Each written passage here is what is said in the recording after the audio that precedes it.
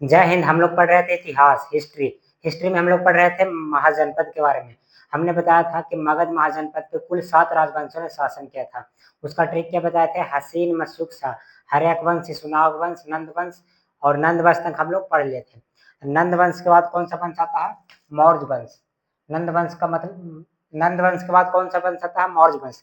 तो आज हम लोग पढ़ेंगे मौर्य वंश के बारे में कि इसका किस प्रकार से उदय हुआ और नंद वंश का किस प्रकार से समाप्त किया।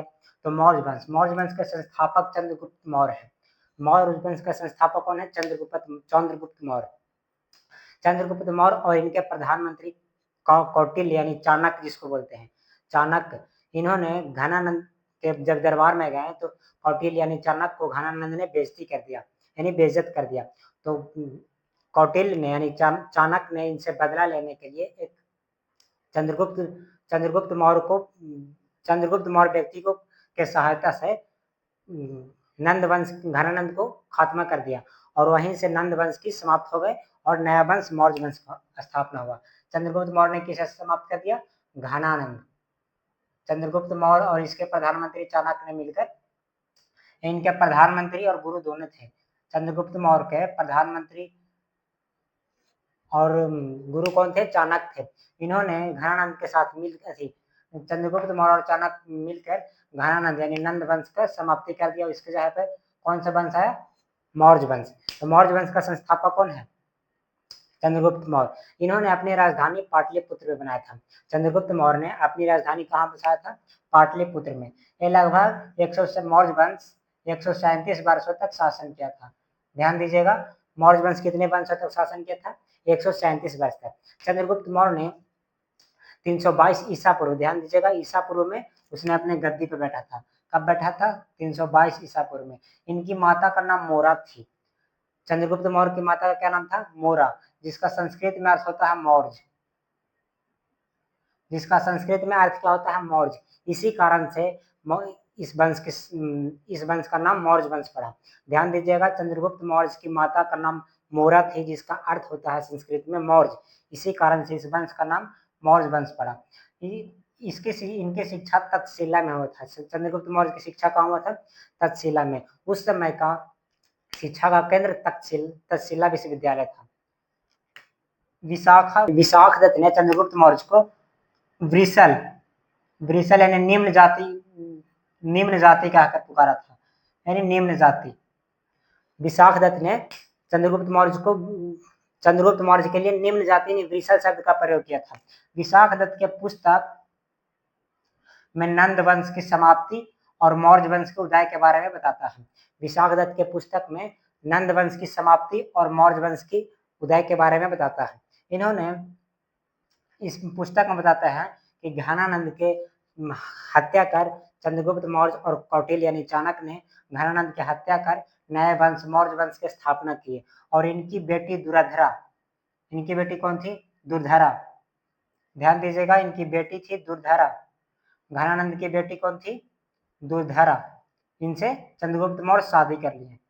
जब घनानंद की वंश का समाप्त कर दिया, युद्ध में पराजित कर दिया, तो घनानंद की बेटी दुर्धरा से चंद्रगुप्त मौर्य विवाह कर लिया। उस समय चंद्रगुप्त मौर्य के साम्राज्य उत्तर में कश्मीर से लेकर, उस समय मौर्य वंश का विस्तार उत्तर में कश्मीर से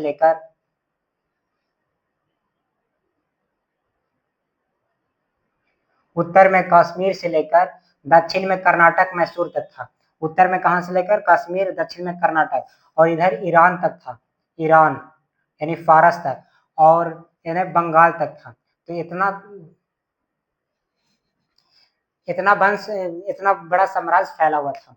फिर उसके बाद 305 ईसा पूर्व में सेलुकस निकेटर ने भारत पर आक्रमण कर दिया। सेलुकस निकेटर ने भारत पर आक्रमण कर दिया तो चंद्रगुप्त मौर्य ने उन्हें भी पराजित कर दिया और उनकी बेटी कॉर्नेलिया, जिसको हेलेना भी बोलते हैं, हेलेना से विवाह कर लिया। हेलेना से विवाह कर लिया। और जब हेलेना से बाद में पूछा कि क्यों, मतलब तुम्हारे पापा क्यों अटैक किए थे, आक्रमण किए थे, तो सेलुकस निकेटर हाथी के लिए आक्रमण किया था। भारत पे सेलुकस निकेटर ने किस चीज के लिए आक्रमण किया था? तो हाथी के लिए। तो बाद में चाणक्य ने उन्हें 500 हाथी उपहार में दिया। 500 हाथी की उपहार में दिया। और सेल्यूकस निकेटर से दहेज में क्या क्या लिया, तो हेरात, आर्केसिया जो कंधार में है, जोड्रेसिया बलूचिस्तान और काबुल तक पूरा ये सब दहेज में ले लिया। जब जब सेल्यूकस निकेटर ने भारत पर आक्रमण किया तो चंद्रगुप्त मौर्य ने उसे पराजित कर दिया और उसकी बेटी हेलेना यानी कॉर्नेलिया से विवाह कर लिया और दहेज में काबुल, कंधार और बलूचिस्तान ये सारा चीज दहेज में लिया। इस बात की चर्चा एपिनियास नामक पुस्तक से मिलती है। सॉरी, एपिनियास नामक यूनानी ने बताया था। एपिनियास नामक यूनानी ने बताया था। इस बात की चर्चा कौन बताता है, एपिनियास नामक यूनानी ने बताया था।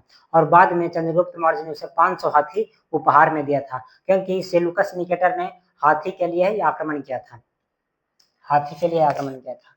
फिर सेल्यूकस निकेटर ने अपने एक राजदूत मेगास्थनीज को चंद्रगुप्त मौर्य के दरबार में भेजा था। चंद्रगुप्त मौर्य के दरबार में भेजा था, तो उसने मेगास्थनीज के पुस्तक मेगास्थनीज के पुस्तक इंडिका में उन्होंने बताया था कि मौर्य वंश के बारे में बताया था, और यह बात बताया था कि उस समय मौर्य वंश, उसने अपने पुस्तक में बताया था कि उस समय मौर्य वंश 7 भागों में बटा हुआ था, मतलब 7 भाग, उसमें 7 भाग थे। कौन कौन, दार्शनिक, अहीर, सैनिक, किसान, निरीक्षक, कारीगर एवं सभासद। और सबसे ज्यादा उस समय संख्या किसान की थी। सबसे ज्यादा संख्या किस चीज का था, कौन सा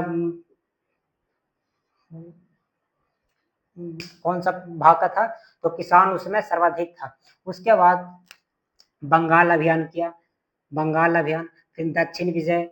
बंगाल अभियान का उल्लेख किस में मिलता है, बंगाल अभियान का उल्लेख महास्थान अभिलेख में मिलता है। किसमें मिलता है, महास्थान अभिलेख में मिलता है।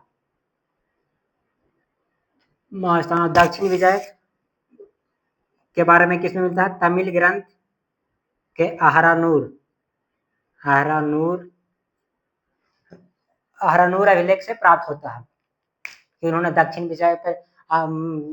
में विजय कर लिया था, आक्रमण करके वह उस साम्राज्य को जीत लिए थे, और बंगाल अभियान भी किए थे उन्होंने, बंगाल के भी दौरा किए थे। और मौर्य वंश की सर्वाधिक जानकारी, इस वंश की सर्वाधिक जानकारी कहाँ से मिलती है, सर्वाधिक जानकारी चाणक्य की पुस्तक अर्थशास्त्र। पुस्तक का नाम सिर्फ अर्थशास्त्र है। इसमें दार्शनिक और राजत्व के बारे में बताया है कि राजा किस प्रकार रहता है। यह किसकी पुस्तक है, तो यह पुस्तक है चाणक्य, जिसको कौटिल्य कहते हैं भारत में, चाणक्य। इसी के सहायता से नंद वंश की समाप्त किया था। तो इस प्रकार हम लोग चंद्रगुप्त मौर्य वंश पढ़ लिए, चंद्रगुप्त मौर्य के बारे में पढ़ लिए। अब इसके आगे बिंदुसार बना, फिर अशोक बना, तो हम इसके बाद हम लोग अगले क्लास में पढ़ेंगे।